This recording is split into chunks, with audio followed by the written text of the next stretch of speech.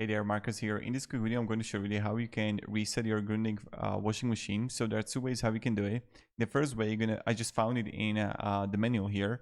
So press and hold the start pause button for 3 seconds to reset the machine to factory settings. So this is the first thing that you can try, and maybe is going to like fix the issue.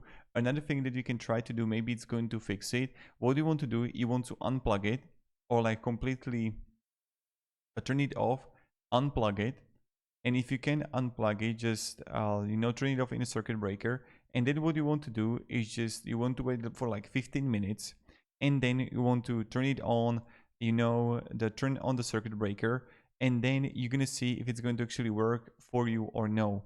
And this is how you can possibly fix the issue. So try do that. Maybe it's going to work out. I hope it does.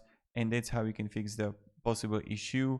So try these two things, and some of it maybe is going to work. Have a great day and goodbye.